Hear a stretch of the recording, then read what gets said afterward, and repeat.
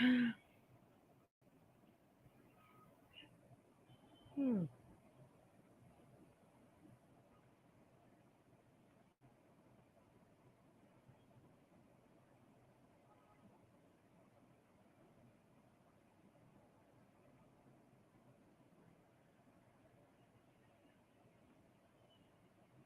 Good evening. Team Law 1.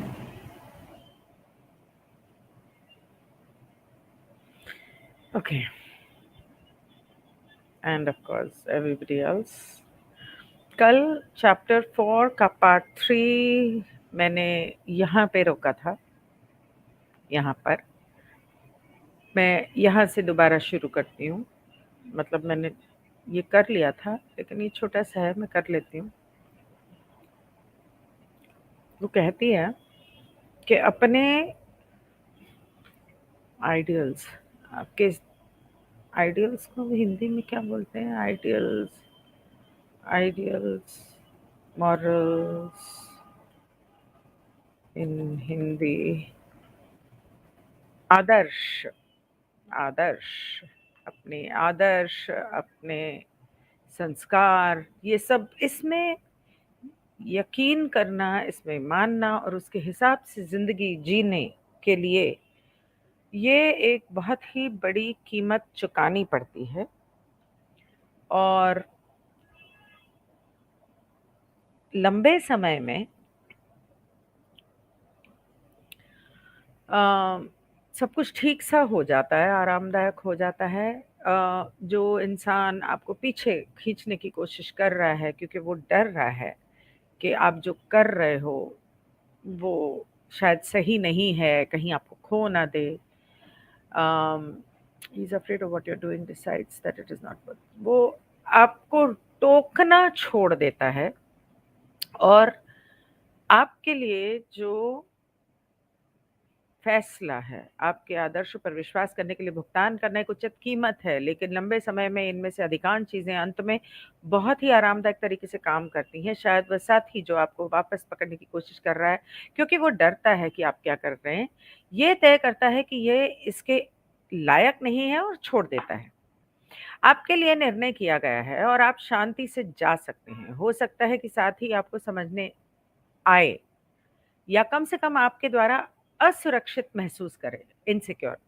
आपकी गतिविधियों का को पागल हो सकता है, लेकिन हानि रहित देखना सीख ले कि ये पागल है, पता नहीं क्या करती रहती है, लेकिन हाँ ठीक है, क्या फ़र्क है, इससे कोई नुकसान थोड़ी है, वो वाला एटीट्यूड।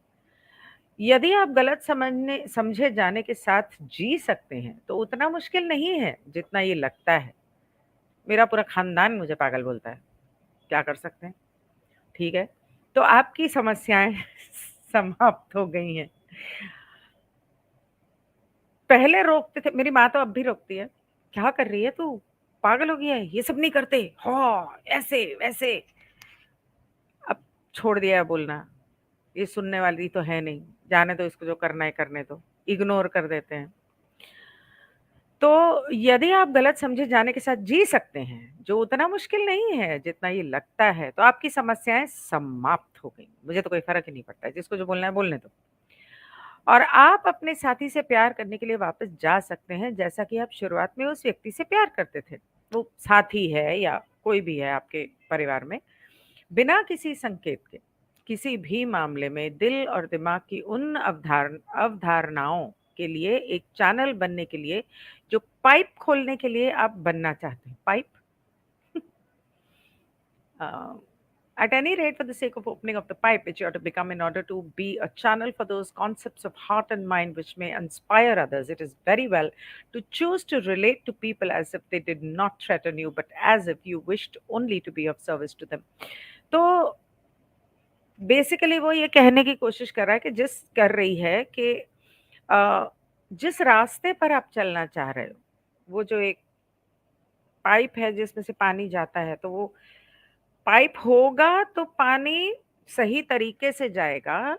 अगर नदी नहीं होगी, पाइप नहीं होगा तो वो फैल जाएगा और भटक जाएगा। तो वो कह रही है कि अगर आप चैनल बनना चाहते हो, चैनलिंग मतलब कोई मैसेज आया आपके द्वारा, एक आप पाइप हो, आपके द्वारा आपको वो समझ में आया और आपने बताया और लोगों ने नोट किया। तो ऐसा करने के लिए आप चैनल बनना चाहते हो ताकि आप लोगों की मदद कर सको और उनके दिल-दिमाग को प्रेरणा दे सको।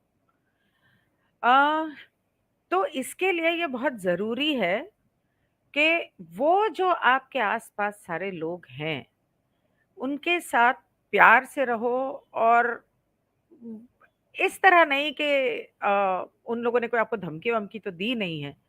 तो आपने सिर्फ़ उनकी सेवा करने की कोशिश की या आप उनकी सिर्फ़ सेवा करने की कोशिश करोगे। तो इसलिए प्यार से और समझौते से रहना सही है। अम, किसी भी मामले में दिल और दिमाग की उन अवधारणाओं के लिए, एक चैनल बनने के लिए, जो पाइप खोलने के लिए, पाइप बनने के लिए आप बनना चाहते हैं, जो दूसरों को प्रेरित कर सकता है, लोगों से संबंधित होने का चयन करना बहुत अच्छा है। जैसे कि उन्होंने किया, आपको धमकाना नहीं, बल्कि मानो आप केवल उनकी सेवा करना चाहते हैं। हिंदी में पता नहीं क्या लिखा है, मैंने समझा दिया। कम महत्वपूर्ण होने से कहीं अधिक घनिष्ठ संबंध सिद्धांत अधिक महत्वपूर्ण हो जाता है, जितना अधिक घनिष्ठ संबंध होता है। अगर आप उनकी ज़िंदगी में महत्वपूर्ण नहीं हैं, आपका रिश्ता सही नहीं है, तो आप उनकी सेवा नहीं कर पाओगे। आप उनको जो समझाना चाह रहे हो, समझा नहीं पाओगे। अगर उनसे रिश्ते अच्छे बना के रखोगे और तो आप उन्हें ठीक से समझा पाओगे। रिश्ते को सकारात्मक के रूप में देखने के लिए किसी को अपने लिए महत्वपूर्ण रूप से सकारात्मक के रूप में देखना कितना महत्वपूर्ण है।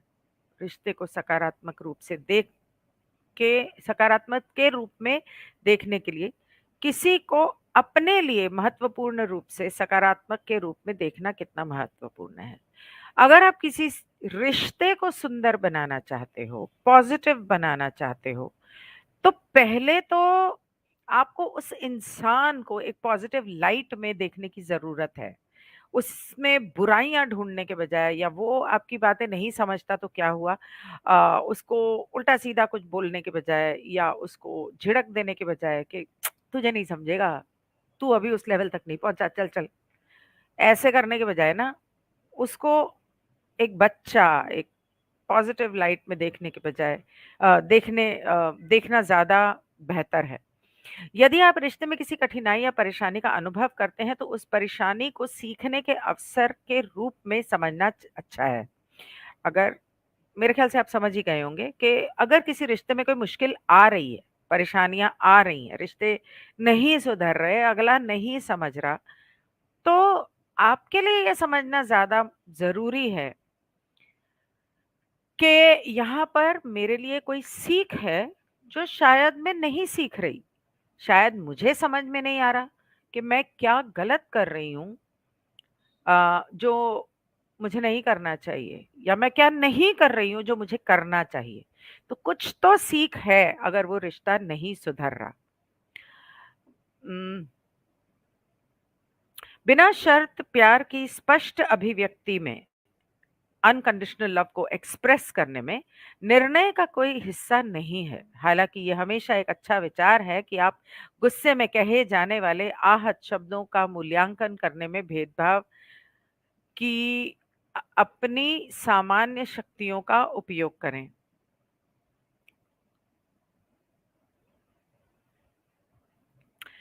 Judgment does not have any part in a clear expression of unconditional love. अगर आप किसी से इतना प्रेम करते हैं कि किस उसमें कोई शर्तें नहीं है, किसी वजह से प्रेम नहीं करते हैं कि अगर वो वजह नहीं रहेगी तो आप उनसे प्रेम करना छोड़ दोगे। तो वो वाला जो प्यार होता है ना, उसके अंदर जज नहीं किया जाता। तुम ऐसे हो, तुम वैसे हो, तुम ये, तुम वो, बुराइयाँ नहीं ढूँढी जाती और जज नहीं किया जाता और although it's a good idea to use your usual powers of discrimination evaluating hurtful words that may be said to you in anger अगर किसी ने आपको गुस्से में कुछ कह भी दिया है तो अपना दिमाग अपना वो बिना शर्त वाला प्यार और अपने दिल से उस बात के बारे में ढंग से सोचो, शांति से सोचो और उस इंसान को जज करने मत बैठ जाओ कि इसने मुझसे कहा तो मुझे इसका जवाब देना है, या इसने मुझसे कहा ऐसा कहा तो ये तो बुरा है, इसने मुझसे ऐसा कहा, अरे इसके दिल में मेरे लिए कितना मतलब कुछ गलत है। जज नहीं करना है। सोचो ठंडे दिमाग से बैठ के, क्या उसने पहली बात तो क्या कहा, क्यों कहा, क्यों कहा होगा, और कह भी दिया तो माफ कर दो। अगर उसने कुछ कहा है तो इसका मतलब कहीं ना कहीं मुझ में कोई कमी है, तो मैं अपनी उस कमी को ठीक करूं पहले। और हो सकता है कि सामने वाले के मन में कुछ दर्द हो, कुछ दुख हो, फ्रस्ट्रेशन हो, जो उसने आप पे निकाल दी। हो सकता है उसने जो शब्द कहे उसका आपसे तो कोई लेना देना ही नहीं था, तो उसने अपने दिल के दुख, दर्द, फ्रस्ट्रेशन रिलीज कर दिए। हो सकता है किसी पल में कह दिया हो सकता है बाद में वो उसको खुद को बुरा भी लगे, लेकिन उसका ईगो बीच में आ जाए माफी मांगने में। हाय, गुड इवनिंग। तो यदि वे सत्य नहीं है तो उन्हें छूट दें, लेकिन कोशिश करें कि कोई द्वेष न रखें मन में, कोई रिग्रेट, गिल्ट, एंगर ऐसा कुछ न रखें, नफरत न रखें। उस तरह की नकारात्मक भावना की तुलना में, मतलब कई बार होता है कि आप कहते हैं हाँ ठीक है, माफ किया, लेकिन मन में वो बात रह जाती, इसने मुझे ऐसा कहा था, इसने मुझे ऐसा कहा था, 5 साल पहले इसने मुझे ऐसा कहा था, इसने मेरे साथ ऐसा किया था। और वक्त आने पर इंसान कभी कभी उसका बदला भी ले लेता है। जब आप अपने मन में इस तरह की बात रखते हो तो सामने वाले का कुछ नहीं बिगड़ रहा है, आपका बिगड़ रहा है। क्योंकि regret, guilt, anger, hatred, frustration, ये जब आप अपने अंदर रखते हो तो इसका मतलब है कि किसी ने आपकी तरफ एक जलता हुआ कोयला फेंका, आपने उस कोयले को जो आपको डक कर देना चाहिए था, अपने हाथ में पकड़ के अपने दिल में रख लिया। अब आपका दिल सड़ता रहेगा जब तक आप उसे उठा के बाहर नहीं फेंकोगे। माफ करना अलग है, लेकिन माफ करने के साथ दिल से माफ करना, मतलब आप मुंह से कह देना मैंने माफ किया, वो अलग चीज होती है। जिस दिन आप दिल से माफ कर दोगे, उस दिन उस चीज को भुला भी दोगे। हाँ, हुआ होगा कुछ, पता नहीं, कुछ हुआ होगा 5 साल पहले, पता नहीं इसने कुछ तो किया था, मेरा दिल दुखाया था, पर पता नहीं क्या था। जब आप सच में माफ कर दोगे ना, आपको याद भी नहीं रहेगी। धीरे धीरे आपका सबकॉन्शियस माइंड उसे आपके दिमाग से वो चीज निकाल बाहर फेंकता है। तो उसे निकाल देना बेहतर है, क्योंकि उससे सामने वाले का कोई नुकसान नहीं हो रहा है, आप ही का हो रहा है। उम, उस तरह की नकारात्मक भावना की तुलना में कुछ भी ऊर्जा को तेजी से बंद नहीं करता है। कुछ भी ऊर्जा को तेजी से बंद नहीं करता है। क्या बोल रहा है ये? अच्छा, if they are not true, discount them, but try not to hold a grudge. Nothing makes energy stop dead faster than any kind of negative emotion. अगर आपके मन में कोई नकारात्मक भावना इस तरह की आती है, तो आपकी जो ऊर्जा, जो आपके चक्र खुलने हैं ना, आपकी कुंडलिनी ऊपर जानी है, वो वहीं पर बुच्च लग जाना है, उसको ब्लॉक लग जाना है। तो इसलिए अगर आप अपने मन में द्वेष लेकर बैठोगे तो आपके सोलार प्लेक्सस और सेक्रल दोनों चक्र ब्लॉक हो जाएंगे, तो और हार्ट चक्र तो होगा ही होगा। तो आपकी कुंडलिनी कैसे ऊपर आएगी? कुंडलिनी ऊपर नहीं, मैंने ये क्यों लगाया हुआ है, कुंडलिनी ऊपर नहीं आएगी तो आपके चक्र बैलेंस्ड नहीं होंगे, तो आप चैनलिंग कैसे करोगे? आप मतलब चैनलिंग तो पहली सीढ़ी है, उसके बाद तो बहुत लंबा सफर है। वो प्लैनेट्स देखने हैं, दूसरे प्लैनेट्स पे जाना है, एस्ट्रल ट्रैवल करना है, दूसरे सभ्यताओं से मिलना है, वो सारा कुछ करना है। टेलीकिनेसिस करना है, वो सब कर सकते हो। चैनलिंग पहली सीढ़ी है, लेकिन वो सब करने के लिए पहले आपके सारे चक्र खुलने चाहिए।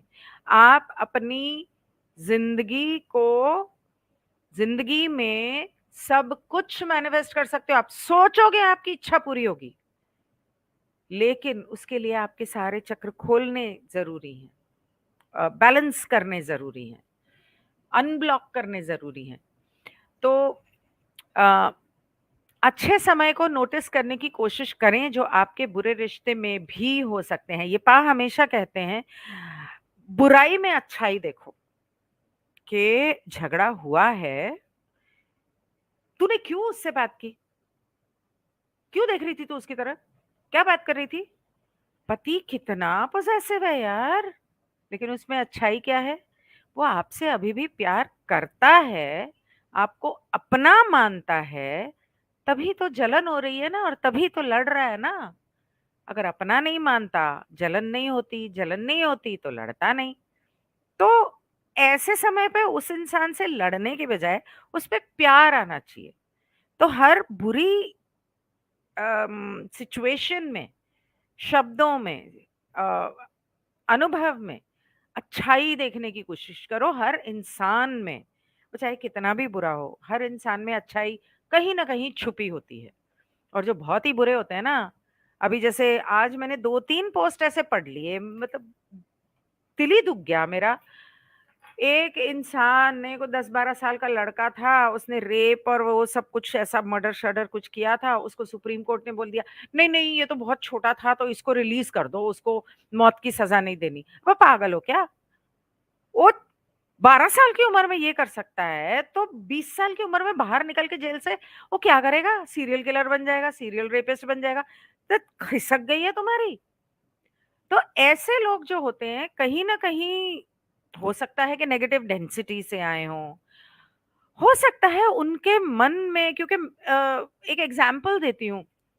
मैं ऐसे एक लड़के को जानती हूँ, जिसके सामने, नज़रों के सामने एक हैंडीकैप्ड लड़का है, जन्म से।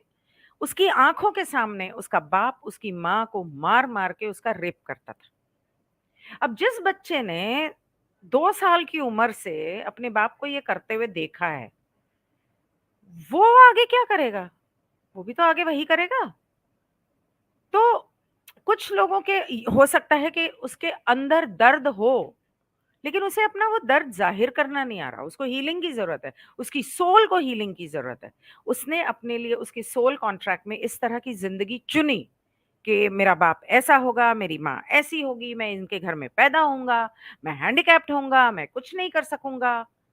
तो उसके पीछे कोई बहुत बड़ी वजह होगी ना, और पर्दा लगा हुआ है तो उसे तो याद नहीं कि उसने ये ज़िंदगी चुनी है अपने लिए। तो इस तरह से बहुत सारी चीज़ें होती हैं, अच्छे, बुरे, हर चीज़ में बहुत बार क्या होता है, कुछ लोग they appear to be very bad. अरे! ये कितना खड़ूस है, ये कितना बुरा है, 24 घंटे लड़ता रहता है, जब देखो सड़ा हुआ रहता है, जब देखो मीन मेक निकालता रहता है, बुराई निकालता रहता है। आपको पता है कि उसके बचपन में उसके माँ-बाप ने उसके साथ क्या किया? हो सकता है माँ-बाप का इंटेंशन बुरा ना हो, लेकिन उसने तो उस बात को उस हिसाब से ले लिया ना कि I am not enough for them. वो मुझे अ, पसंद नहीं करते या मेरी हमेशा बुराई करते हैं। उसे तो नहीं पता कि उनका इरादा ऐसा नहीं था, उसने गलत समझा। लेकिन ऐसे लोग जो होते हैं, फिर वो बड़े होके अपनी दिल में जो ज़हर भरा हुआ है बचपन से, उसको बाहर निकालते हैं। तो एनीवे बात कुछ ज़्यादा लंबी हो गई। तो वो कहते हैं कि अच्छे समय को नोटिस करने की कोशिश करें जो आपके बुरे रिश्ते में भी हो सकते हैं। ये कम करके आंकना बहुत आसान है कि आपके साथी की उपस्थिति आपके लिए कितनी मूल्यवान है। कम करके आंकना बहुत आसान है। यदि वह व्यक्ति आपकी नसों पर हो रहा है, नसों पर नहीं हो रहा है, मतलब वो आपकी गेटिंग ऑन योर नर्व्स, मतलब वो अगर आपको बहुत ज़रूरत से ज़्यादा परेशान कर रहा है, तो अ, ये समझना कितना ज़रूरी है कि वो it is try to notice the good times that you have even in a bad relationship. It is very easy to underestimate how valuable your mate's presence it is to you if that person is getting on your nerves. um, कि अगर कोई इंसान आपको ज़रूरत से ज़्यादा परेशान कर रहा है, आप झुंझला गए हो, तो ये बहुत आसान है कहना कि मैं परेशान हो गई हूँ, ये बहुत ही बकवास है इंसान, ये ऐसा है, वो वैसा है, बहुत आसान है करना। लेकिन उसमें अच्छाई ढूँढना या उस समय सब्र रखना, ये थोड़ा मुश्किल ज़रूर है, लेकिन अंत में फ़ायदा दोनों का ही है। वो रिश्ता लंबा चलेगा। ले जाने दो उन्हें, और तुम्हें बहुत सारी मौके मिलेंगे अपनी इस जो उस समय पर आपने उस इंसान के बारे में सोचा कि ये बुरा है, ऐसा है, वैसा है, बहुत सारे मौके मिलेंगे पुनर्मूल्यांकन करने के। तो अपने साथी को जाने दें, और आपके पास अपने फैसले का पूरे पुनर्मूल्यांकन करने के बहुत अवसर मिलेंगे। अक्सर ना, जब तक कोई जिंदा होता है, सामने होता है, आपकी जिंदगी में होता है, तब तक उनकी कीमत नहीं होती है, तब आप सिर्फ उनकी बुराइयां निकालते हो। ये जब वो इंसान चला जाता है, तब आप सोचते हो कि उस दिन मैंने फिजूल उसके ऊपर झुंझला गई, तो क्या हुआ अगर उसने ऐसा कह दिया, होगी कोई परेशानी, या नहीं वैसे तो वो अच्छा था, ये होता है ना। तो इसलिए अगर किसी के जाने के बाद ये सोचने के बजाय, अगर आप उसी समय उस इंसान के बारे में पॉजिटिव सोच के उसे फिलहाल के लिए इग्नोर कर दो, वो समय निकल जाने दो, और फिर आराम से बैठ के उससे बात करो, उन्हें बताओ कि आपको बुरा लगा, और उनसे पूछो कि उनकी झुंझलाहट क्या थी। आराम से प्यार से बैठ के दोनों बात करके उसे सुलझा सकते हैं ना। लेकिन उस स्थिति को बचाने का एक कम अवसर है जिसे आपने अलगाव होने की अनुमति देकर बनाया है।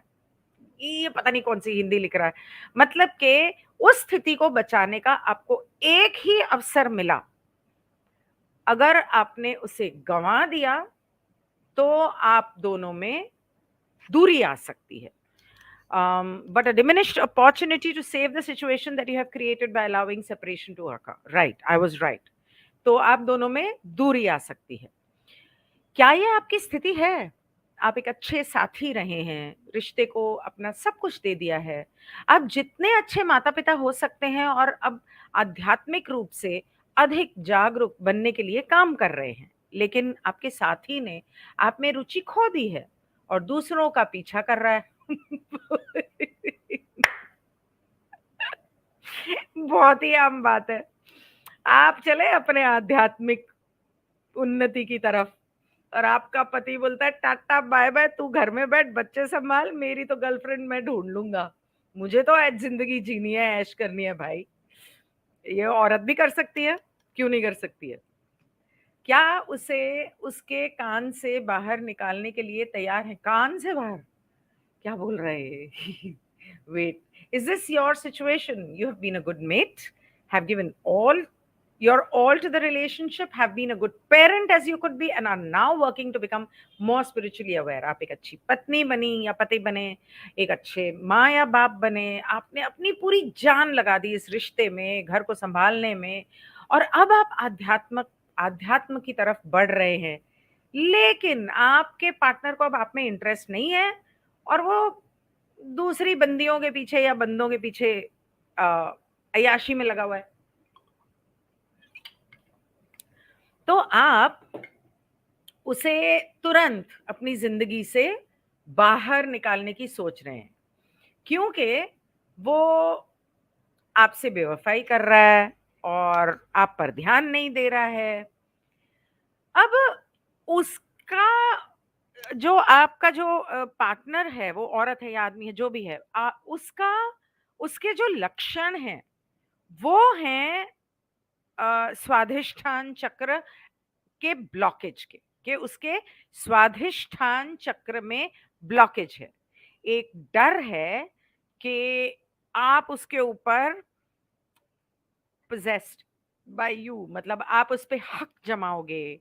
आपके पास होने का डर नहीं, मतलब आपका उसके ऊपर हक है और आप उस पे हक जताओगे, इस चीज का डर है उसे, तो वो बाहर की तरफ भाग रहा है। ये उसके स्वादिष्ठान चक्र में ब्लॉकेज है, और उसकी चाहत है कि वो किसी और को पोजेस करे और उससे पोजेस्ड हो, कि मतलब मुझे इस रिश्ते के बंधन से आजादी चाहिए और मुझे दूसरे बंधन में बंधना है। ओके, तो वो आपके पार्टनर की प्रॉब्लम है, आपकी नहीं है। हाँ, अगर आप उसे अपने सर पे ले लो कि हाँ मेरा पति ऐसे कर रहा है, मेरे से बेवफाई कर रहा है, बाप रे ये हो गया वो हो गया, सब करती हैं औरतें, आदमी भी करते हैं, वो बहुत नॉर्मल है। क्योंकि हमें यही सिखाया गया है कि शादी में एक दूसरे के साथ वफादार रहना चाहिए और बेवफाई करना गलत है। तो क्योंकि हमारी परवरिश ऐसी हुई है, हमारे संस्कार ऐसे हैं, तो होता है, हम पर्सनली लेते हैं। लेकिन अगर आप उसे पर्सनली ना लें, तो ये चीज़ समझें कि शायद उस चीज़ का आपसे कोई ताल्लुक नहीं है और आम तौर पे उसका आपसे कोई ताल्लुक नहीं होता। आप समझेंगे, ओह! शायद मैं इतनी सुंदर नहीं हूँ, ओह! मैं मोटी हो गई हूँ, ओह! मेरे बाल सफ़ेद हो गए हैं। अच्छा, तो अब मैं काम में बिज़ी रहती हूँ ना, घर के कामों में, और मैं जब बेडरूम में सोने जाती हूँ, तो मेरे हाथों से और कपड़ों से मसालों की बदबू, तेल की बदबू आती होगी। हाँ, तुम तो बोर हो गए हो मेरे से, तुम्हें तो नई-नई चाहिए रोज़-रोज़। इस तरह की सोच आप सोच रहे हो, लेकिन असल में उसकी ये प्रॉब्लम नहीं है, और वो जो कुछ भी कर रहा है या कर रही है, उसकी वजह कुछ और है। अगर आप इस रिश्ते को खत्म करना चाहते हो क्योंकि आपके पार्टनर, तो जनरली मैं बोलती कि उसका भेजा खिसक गया है, पर यहाँ पर थोड़ा दिल खिसक गया है, तो इसे कहते हैं इमोशनल ट्रबल। इमोशनली वो मुश्किल में है, उसे अपने इमोशंस को संभालना नहीं आ रहा, और उसके चक्र जो हैं वो ब्लॉक हो रहे हैं। अम, क्या आप रिश्ता खत्म करना चाहते हैं क्योंकि आपका साथी भावनात्मक परेशानी में है? हो सकता है कि आप इसे नहीं ले सकते, और फिर मैं कहती हूँ, ठीक है, लेकिन अपने जीवन की इस अवधि के दौरान चैनल सीखने की कोशिश मत करो।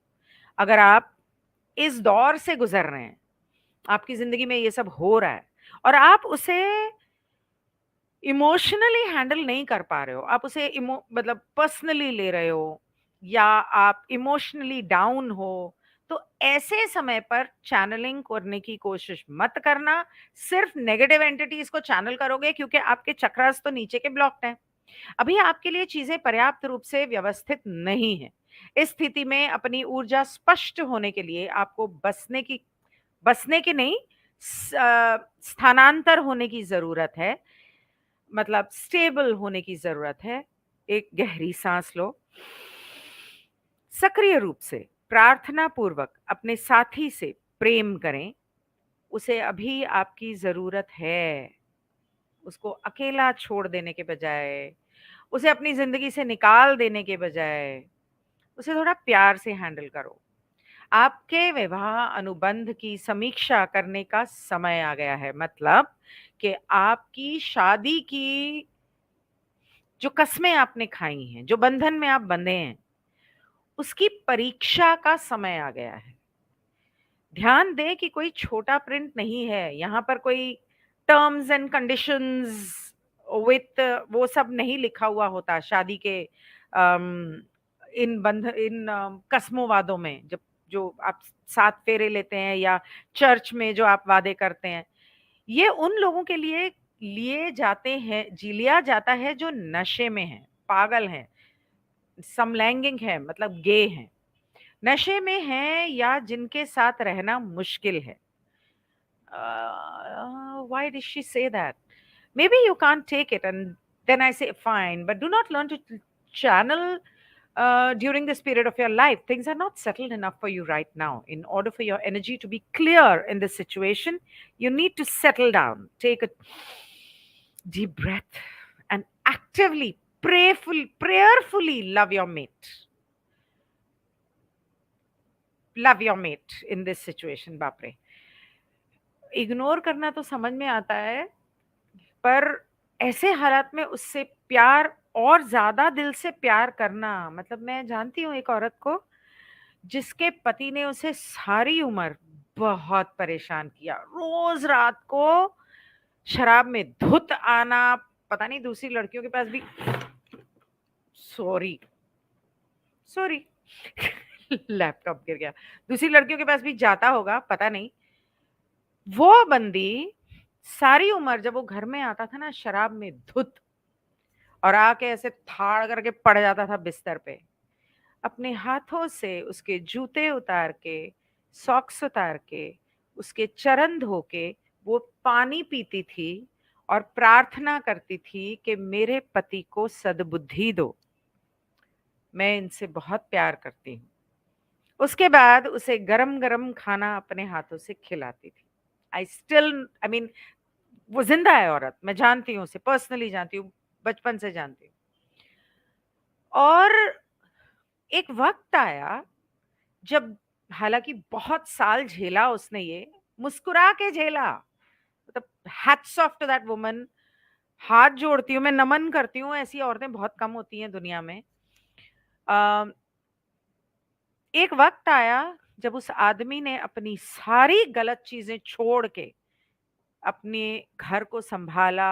मतलब घर तो, पैसे-वैसे तो देता था घर में, ऐसा नहीं है। लेकिन रात को 1-1 2-2 बजे आना। उसके बाद वो बिल्कुल मतलब क्या कहते हैं, पत्नी व्रता हो गया था और बहुत ही अध्यात्म के रास्ते पे चला गया था। तो ये करना बहुत मुश्किल है।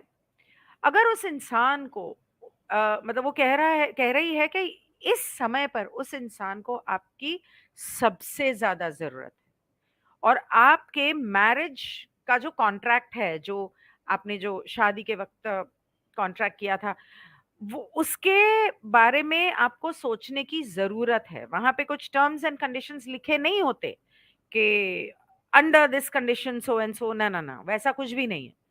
तो हाँ, this go I don't understand why she says this goes for the mates of those who are drunk, insane, homosexual, drugged or otherwise difficult to live with.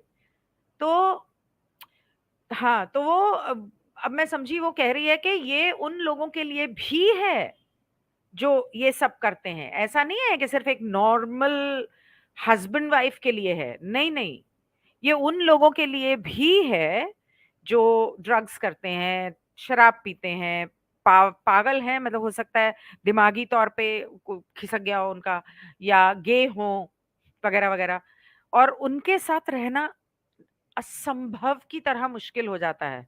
ये उन लोगों के लिए भी यही बातें लागू होती हैं। अपने स्वयं के संयम, मतलब पेशेंस और विवेक को बनाए रखने के लिए, मतलब अपनी बुद्धि और अपने पेशेंस और सब्र को बनाए रखने के लिए आपको शारीरिक अलगाव करना पड़ सकता है।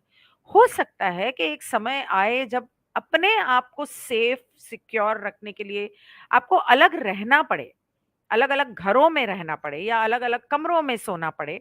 इस तरह भी हो सकता है। कोशिश करें कि किसी भी भावनात्मक व्यक्ति को भी प्रभावित न करें। रिश्ते आपके जीवन का भरण-पोषण करते हैं। इसमें वे आपको आपके दैनिक जीवन में किसी भी शक्ति का सबसे तीव्र और संतोषजनक उत्प्रेरक देते हैं। ये जो रिश्ते होते हैं हमारी ज़िंदगी में, ख़ास करके ये पति-पत्नी के रिश्ते, पेरेंट्स, बच्चे, भाई-बहन, जो सबसे नज़दीकी रिश्ते होते हैं, ये हमारे सबसे बड़े उत्प्रेरक होते हैं, हमारी ज़िंदगी के टीचर्स होते हैं, जो जिनको हमने बोला है कि तुम हमारी ज़िंदगी में ये रिश्ता बन के आना और हमें पेशेंस सिखाना। तुम हमें बार-बार परेशान करना और हमें सिखाना कि हमें पेशेंस रखने की ज़रूरत है। ये तो आपको पता है, आपने लॉ ऑफ वन सुनी है। तो ये सभी के साथ है। तो इन लोगों को हमने ही बोला था इस तरह से करने के लिए। तो ये हमारे सबसे बड़े उत्प्रेरक हैं और इस टाइम पर उनकी बुराई करने के बजाय या उनको बुरा समझने के बजाय उन्हें छोड़ के जाने, अगर हम चले जाएँगे, तो हम अपने लेसन्स कैसे सीखेंगे? हम कैसे सीखेंगे वो सब जो सीखने हमने जन्म लिया?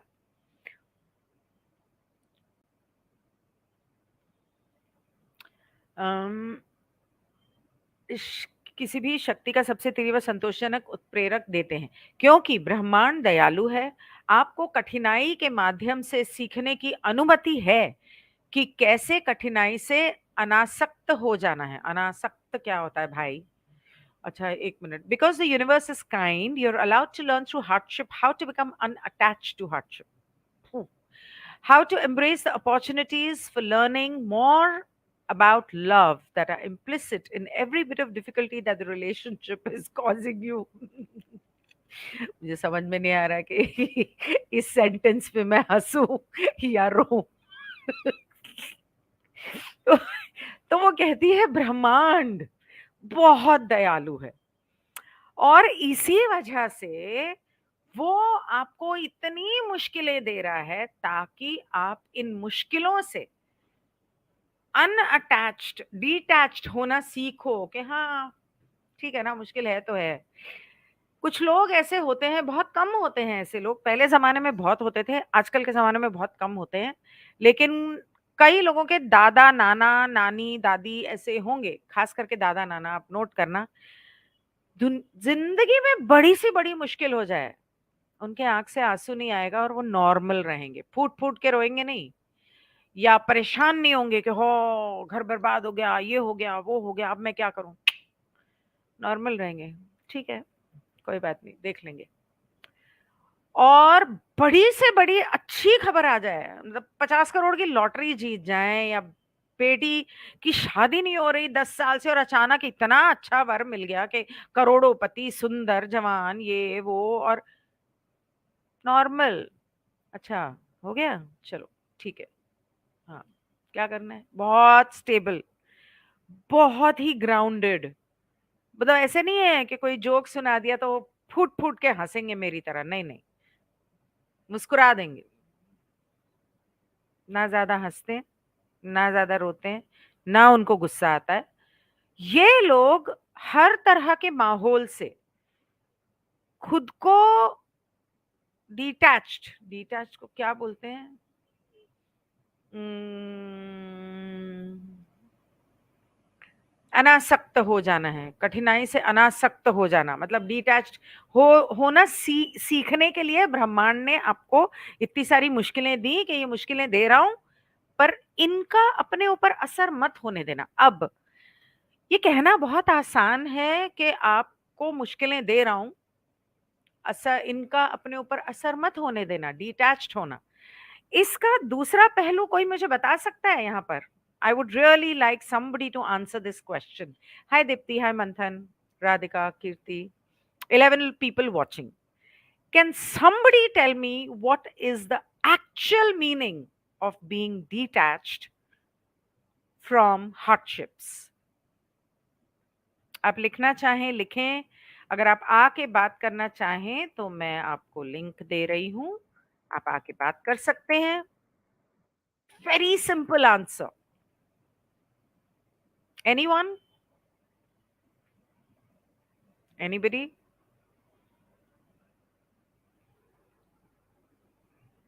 Any answer? I am waiting.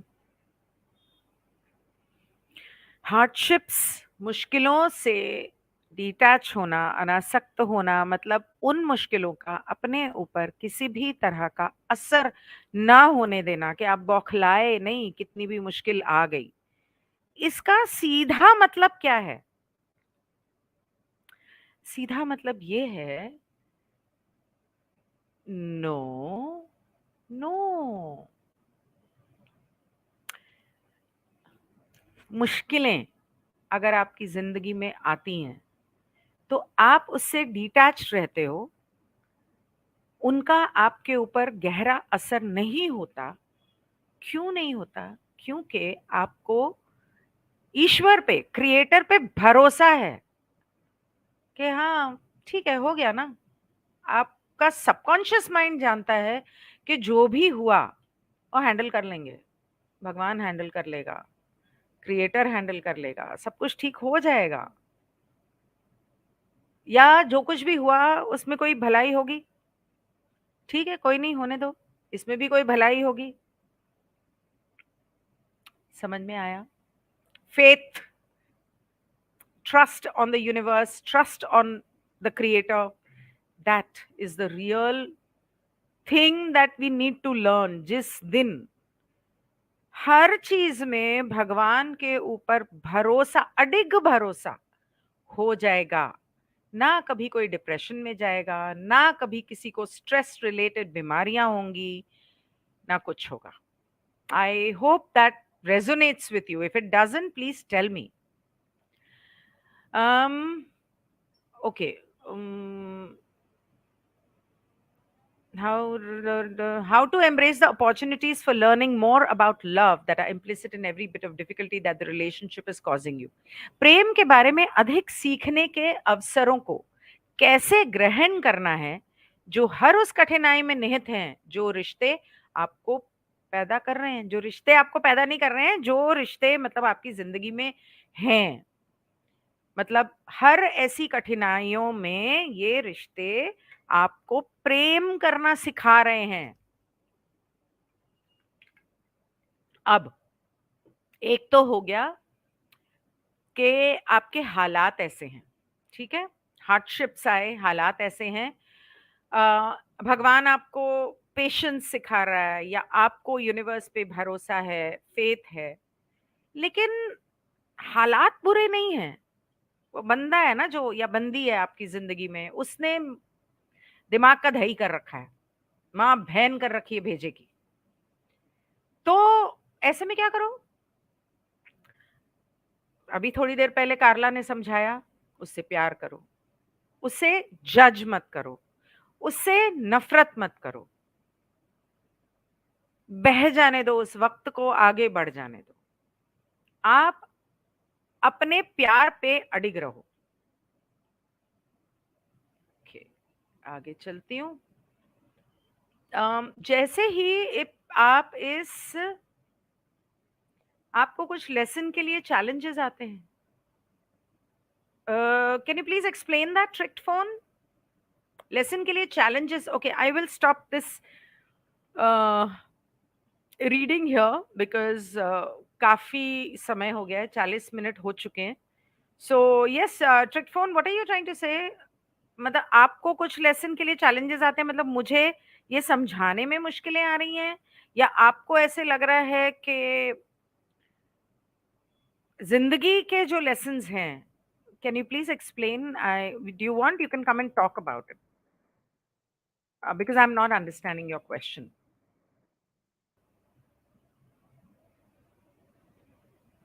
Join, let's talk. कभी तो आ जाया करो, तुम लोग बात कर लिया करो। कुछ समझ में आया, नहीं आया, कोई कुछ दिक्कत है, कोई सवाल है, कुछ कहना है, कुछ शेयर करना है, कुछ याद आ गया, बोल दो आके। Yes, strict phone, I'm waiting. I didn't understand your question. Could you please explain what you mean to ask? Detached from all the basic and luxury things nahi hai, Dipti. It's not about luxury. It's not about things.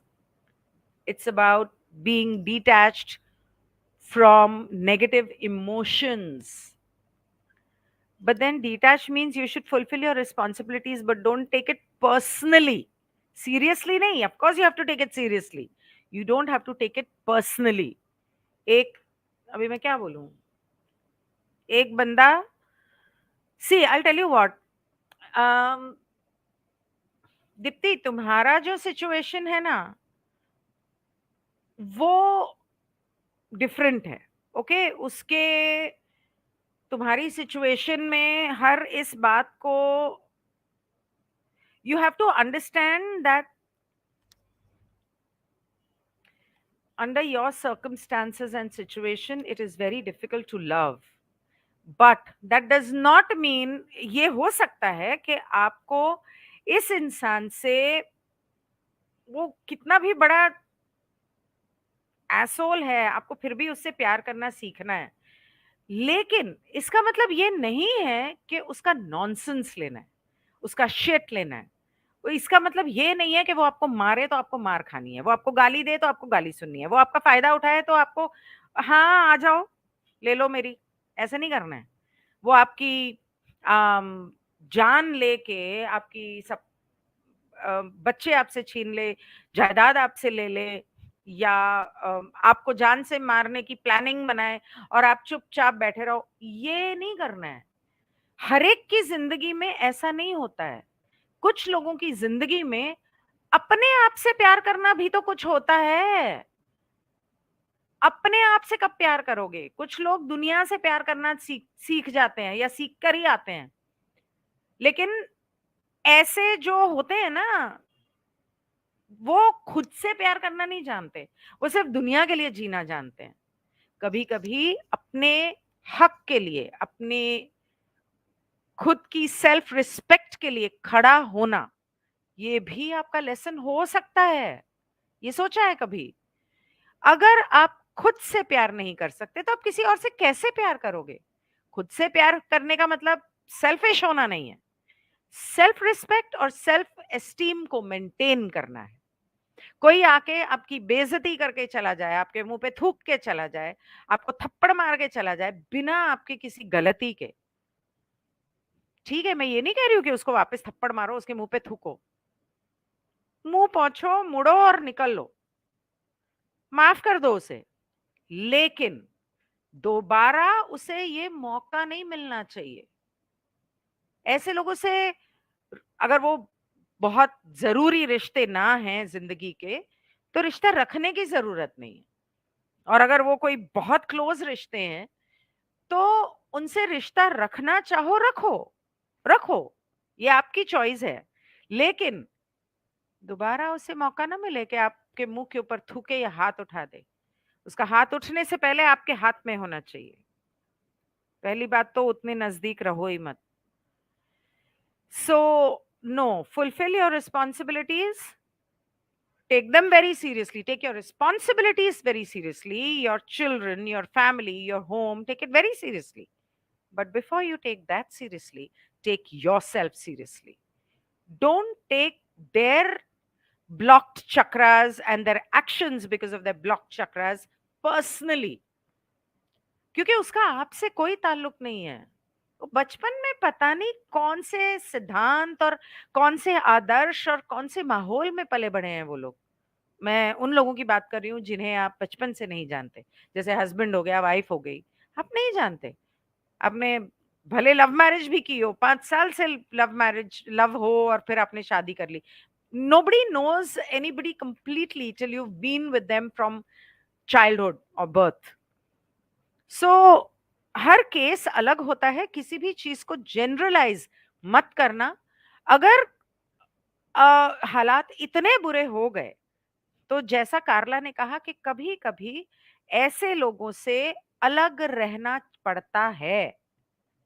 जब वो कहती है कि इन लोगों से प्यार करना मत छोड़ो, उसने ये नहीं कहा कि उनकी मार खाना मत छोड़ो, नहीं नहीं, उसने ये कहा उन्हें माफ करो।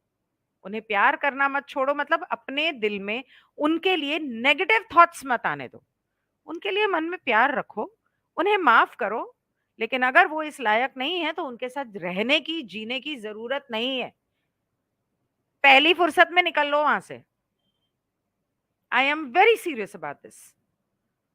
Somebody who is like this, हाँ, उन्हें प्यार करो, उनके साथ टच में रहो, जरूरत पड़े तो उन्हें हेल्प, अगर उनको आपकी हेल्प की जरूरत पड़े, कभी फिजिकली बीमार है या कोई और मुसीबत आ जाती है, be there for them.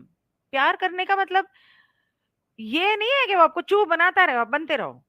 Sorry to use this language, but that is not love, that's being stupid.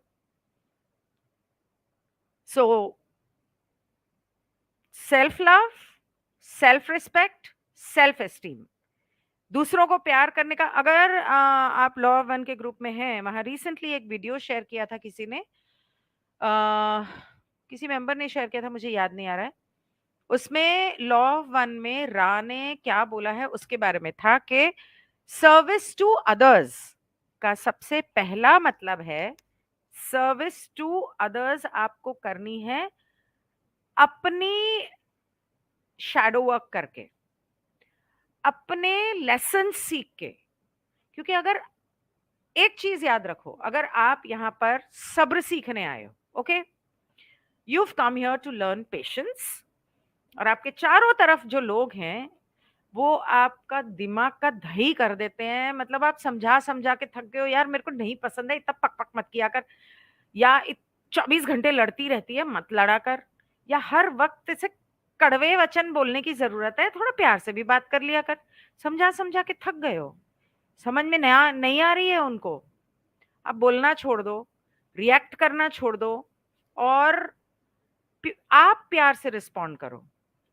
पहले तो वो करने के लिए आपको अपने मन को स्टेबलाइज करना पड़ेगा। स्टेबल स्टेबल करो खुद को, ग्राउंडेड करो। उसके लिए शुरू में साल 2 साल जब आप ऐसे करोगे, लोगों को समझ में नहीं आएगा इसको क्या हो गया। शुरू-शुरू में नोटिस नहीं करेंगे, बोलेंगे हाँ, मैं तो इसको अ, चिल्ला रही हूँ, इसकी कोई गलती भी नहीं है, इसको गालियाँ दे रही हूँ या दे रहा हूँ और ये तो बड़ी शांत बैठी है, तो दे लो और 4 गाली दे लो। सब्र करने का मतलब ये नहीं है कि उनकी गालियाँ खाते रहो। उनको प्यार से बोलो, मुझे ये चीज़ पसंद नहीं है और आइंदा अगर ऐसे बात करनी हो तो प्लीज़ मुझसे बात मत करना। मुझे I love you but please talk sensibly and out of love. I know you love me a lot and I don't know what problem तुम्हारी क्या परेशानी है, क्या क्या फ्रस्ट्रेशन है तुम्हारे अंदर कि तुम इस तरह से बिहेव करते हो। लेकिन ठीक है, अपनी फ्रस्ट्रेशन कहीं और जाके निकालना। और अगर तुम्हें गाली देने का बहुत मन कर रहा है ना, तो शीशे के सामने खड़े हो जाओ और दे लो, जितनी देनी दे लो, मेरे सामने नहीं, प्यार से। जूता भी मारो ना तो प्यार से, सब्र से, धीरे धीरे उनको समझ में आ जाएगा। कई बार जैसे मैं अभी थोड़ी देर पहले कह रही थी कि आपका लेसन हो सकता है लोगों से डिटैच होना और अपने हक के लिए खड़ा होना, सच के लिए खड़ा होना, अपने आदर्शों के, अपने उसूलों के लिए खड़ा होना। नहीं तुम जो दुनिया में हमारे समाज के जो उसूल उसूल हैं, आदर्श हैं, तुम जो कर रहे हो उसके खिलाफ है और मुझे ये गलत लगते हैं, तो मैं तो ये करने नहीं दूँगी या मैं इसमें तुम्हारा साथ नहीं दूँगी। बहुत चिल्लाएँगे, बहुत शोर मचाएँगे, मचाने दो। शुरू-शुरू में तुम भी मचाओगे, लड़ोगे, लड़ाई होगी, छोड़ दो लड़ाई करना। देख भाई, तेरे को जो करना है तू कर। Count me out of it. Simple. Don't take nonsense. I will not take your nonsense. Simple as that. I will not take anybody disrespecting me. Simple है। तड़फ जाएँगे वो लोग कि अब तक तो मैं इसकी बेइज़्ज़ती कर रहा था, मार रहा था, गाली-गलौच कर रहा था। ये चुप करके अंदर जाके रो के आ जाती थी। अब क्या हो गया? होता है। हर तरह के लेसन्स होते हैं। This side also, this side also. तो पहले ये फाइंड आउट करो कि आपके लेसन्स क्या हैं और हर चीज़ में नेगेटिविटी जभी अभी उसने कार्ला ने बोला है नेगेटिव में पॉज़िटिव देखो। ज़िंदगी में जो नेगेटिव हो रहा है, अगर वो नहीं होता, आप अध्यात्म की तरफ कैसे जाते? ज़िंदगी में जो नेगेटिव हो रहा है, आपको कैसे पता चलता कि आपको लेसन्स सीखने हैं? वो नेगेटिव इसीलिए हो रहा है कि आपको वो लेसन सीखने का वक़्त आ गया है और जितनी तेज़ी से आप अध्यात्म की ओर बढ़ेंगे, हो सकता है उतनी तेज़ी से वो लेसन्स और रैंडम कैटलिस्ट या उत्प्रेरक आपकी ज़िंदगी में लगते जाएँ। Thank you. तो काफ़ी समय हो गया। आई थिंक मैंने समझा दिया। समझ में आ गया या नहीं आया? नहीं, तो आके बात कर लो, नहीं तो कल बात करते हैं। Okay? I am being very serious if you seriously have not understood because हर एक का केस अलग होता है, तो किसी भी चीज़ को जनरलाइज़ मत करना प्लीज़। मेरा लेसन हो सकता है पेशेंस। अ, आपका लेसन हो सकता है टू फाइट फॉर जस्टिस। मेरा लेसन हो सकता है डिटैचमेंट। आपका लेसन हो सकता है डिटैच होके प्यार करना। हर एक का अलग होता है। तो इसलिए किसी भी चीज़ को जनरलाइज़ नहीं करना, बस इतना समझना कि वो जो जनरलाइज़ करने वाली चीज़ें हैं ना, वो ये हैं कि forgiveness is important, lessons are important, love is important. Love के लिए सेल्फ लव और अनकंडीशनल लव होना इज़ इम्पोर्टेंट। सो वो दोनों चीज़ें इम्पोर्टेंट हैं। शैडो वर्क पे परसों जब 2 दिन पहले सलीमा नाम था शायद उसका, उसने पूछा था, नहीं सॉरी किसी और ने पूछा था और मीनाक्षी थी, पता नहीं कौन था। तो शैडो वर्क पे बातचीत हो रही थी मेरा मेन चैनल जो है वो जरा स्टार्ट हो जाए तो ये जो अभी मैं बात कर रही हूँ ना, सेल्फ लव और अनकंडीशनल लव, इसका गहरा ताल्लुक है शैडो वर्क से. I will explain in detail what shadow work is all about. And I would love it if you all can come, talk, discuss, share your views, and ask me questions and everything. Okay? So उसके लिए अभी 5 दिन बाकी हैं. तो next week मिलते हैं Guinea नेजा पे. फिलहाल तब तक यहाँ पे ये जारी रहेगा. I will see you tomorrow. 3 o'clock meditation.